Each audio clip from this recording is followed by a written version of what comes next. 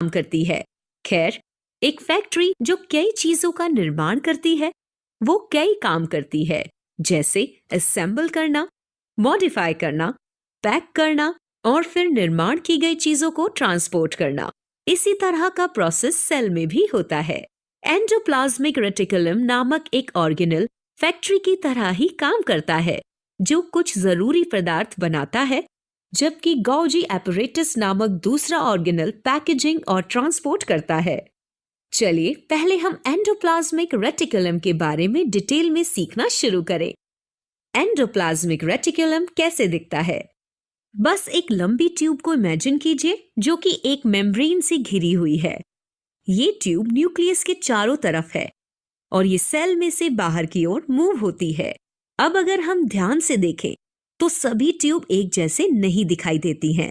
इस नेटवर्क में दो अलग अलग प्रकार की ट्यूब्स हैं। ट्यूब के इस हिस्से पर कुछ पदार्थ जुड़े हुए हैं, जबकि दूसरी वाली प्लेन ट्यूब है। इन ग्रैन्युलर स्ट्रक्चर को राइबोसोम्स कहते हैं।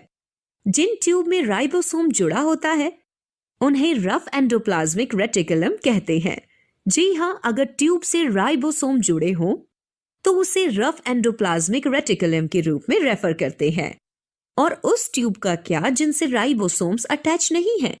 खैर, रफ का ऑपोजिट क्या है? जी हाँ, स्मूथ।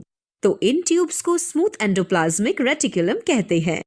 तो रफ एंडोप्लाज्मिक रेटिकुलम ट्यूब के सरफेस पर राइबोसोम की मौजूदगी दर्शाता है और स्मूथ दर्शाता है कि सरफेस समान है।